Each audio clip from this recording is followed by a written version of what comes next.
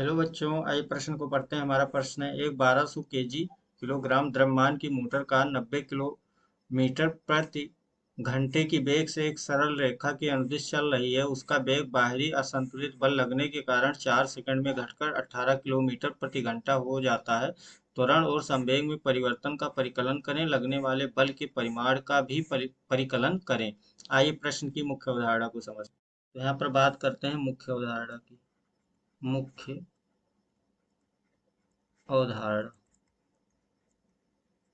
तो यहाँ से बात करते हैं मुख्य अवधारणा की। तो जो मुख्य अवधारणा हो जाएगा वो क्या हो जाएगा? गतिमान गतिमान वस्तु वस्तु पर या पिंड पर लगने वाला बल, ये होगा मुख्य अवधारणा। और आइए अब जानते हैं कि कोई गतिमान वस्तु है। यदि मान लें ये एक हमारा एक पिंड है जिसका जो द्रव्यमान है वो m मान लें। यदि ये त्वरण, इसमें त्वरण हो रहा है, उस त्वरण का मान अगर हम a ले लें तो इस पे जो बल लगेगा वो बल जो है वो न्यूटन के सेकंड लॉ या द्वितीय नियम से हम जानते हैं कि द्वितीय नियम से क्या होता है, बल का सूत्र वो होता है मास गुणे त्वरण। मतलब द्रव्यमान गुणे त्वरण बराबर होता है ये न्यूटन के द्वितीय नियमानुसार। जो बल होता है वो मास गुणे त्वरण के बराबर होता है, या हम बोले द्रव्यमान गुणे त्वरण। और यहाँ से यदि हम त्वरण निकालना चाहें, जो त्वरण होता है उसका जो सूत्र होता है वो होता है अंतिम वेग माइनस प्रारंभिक वेग बटे में समय। तो यहाँ से हम क्या करते हैं, त्वरण भी निकाल सकते हैं कि अंतिम वेग, पिंड का अंतिम वेग कितना है और शुरुआत में उसका वेग क्या है, और उन दोनों के अंतर को अगर हम समय से भाग दे दें तो यहाँ से हो जाता है कि वेग में परिवर्तन की दर को ही क्या कहते हैं, त्वरण। तो हम त्वरण इससे भी निकाल। यहाँ पे क्या दिया गया है, द्रव्यमान। एम को हम द्रव्यमान मानेंगे, कितना है 1200 किलोग्राम है तो इसको केजी में लिख लेंगे। फिर बी यू दिया है, प्रारंभिक वेग कितना 90 किलोमीटर प्रति घंटा, किलोमीटर प्रति आवर। इसको अगर हम किस में बदलेंगे, मीटर पर सेकंड में, तो 90 से किसका गुणा करेंगे, 5/18 का।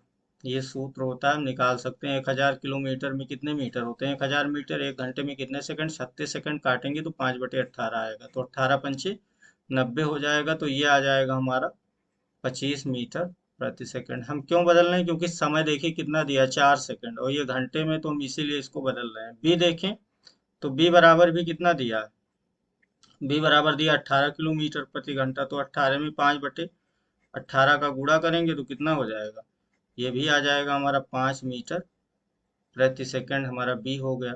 फिर यहाँ से समय दिया है टी बराबर कितना, 4 सेकंड। तो आइए अब त्वरण निकालते हैं। तो हम पहले क्या निकालेंगे, पहले हम निकालेंगे त्वरण। तो जो पहला पार्ट है उसमें हम त्वरण निकालेंगे। तो त्वरण ए बराबर क्या होता है, अभी हमने सीखा, बी माइनस यू बटे टी। बी हमारा कितना है, 5 5 मीटर पर सेकंड है। यू कितना है, 25 हो जाएगा। नीचे समय कितना है, 4। इसको हल करेंगे तो ए बराबर हमारा आ जाएगा 20, माइनस में रहेगा बटे 4। इसको काटेंगे तो त्वरण जो है वो आ जाएगा -5 मीटर पर सेकंड। यहाँ जो ऋणात्मक चिन्ह है ये बताता है कि उसमें क्या हो रहा है, त्वरण घट रहा है, उसका उसका वेग घट रहा है, इसलिए क्या हो रहा है, उसमें त्वरण भी घट रहा है। तो ये हमारा -5 मीटर पर सेकंड। यदि हम केवल परिमाप की बात करेंगे, किसकी बात, यदि हम केवल परिमाप की बात करेंगे तो ये क्या होगा, ये माइनस को हम प्लस में बदल सकते हैं। तो ये धनात्मक 5 मीटर पर सेकंड हो जाएगा। वैसे ऋणात्मक चिन्ह का मतलब यहाँ है कि उसका, उसमें क्या हो रहा है, उसकी गति कम हो रही है, उसमें कोई बल लग रहा है। तो ये हमारा आ जाएगा 5 मीटर पर सेकंड। चलिए अब हम संवेग में परिवर्तन की दर की गणना करते हैं। संवेग की अगर हम परिवर्तन की बात करें तो संवेग परिवर्तन जो डेल्टा पी होता है हमारा, वो कितना होता है, वो होता है P2 माइनस P1। ये होता है। अब संवेग में परिवर्तन को हम क्या कहते हैं, देखिए जो हमारा P2 होता है, हम बोले संवेग का जो P बराबर फार्मूला होता है वो होता है द्रव्यमान गुणे वेग। ये होता है हमारा सूत्र। तो इस सूत्र का प्रयोग करें तो उसके लिए हम B लिख देंगे, और P1 में जो वेग है वो हमारा कितना है, U है। तो यहाँ से अगर देखें तो क्या हो जाएगा, हमारा जो संवेग में परिवर्तन की दर है, यहाँ से अगर हम द्रव्यमान को क्या ले लें, कॉमन ले लें, तो यहाँ पे क्या बचेगा, B माइनस यू। यहाँ से फिर से अगर हम लिखेंगे तो द्रव्यमान हमारा कितना दिया है, 1200 किलोग्राम। बी हमारा कितना है, 5। यू कितना है, 25। इसको अगर हम हल करेंगे तो ये आ जाएगा 1200 और गुणे में कितना होगा -20। तो इसको और हल करेंगे तो ये हो जाएगा 12 दूना 24, 24,000। 24,000 क्या होगा, यहाँ पे क्या आ जाएगा, यहाँ पे ऋणात्मक चिन्ह आएगा डेल्टा पी में संवेग परिवर्तन की दर में। और ये कितना हो जाएगा, ये हो जाएगा, इसकी इकाई होगी किलोग्राम मीटर पर सेकंड।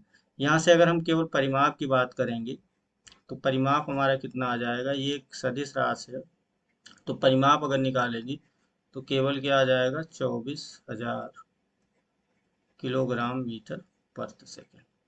चलिए बल की बात कर लेते हैं आगे। संवेग में परिवर्तन के दर का परिमाण अगर हम देखेंगे तो 24,000 आ गया। अब हम क्या करेंगे, बल का परिमाण निकालेंगे। तो चलिए बल का परिमाण निकालते हैं आगे।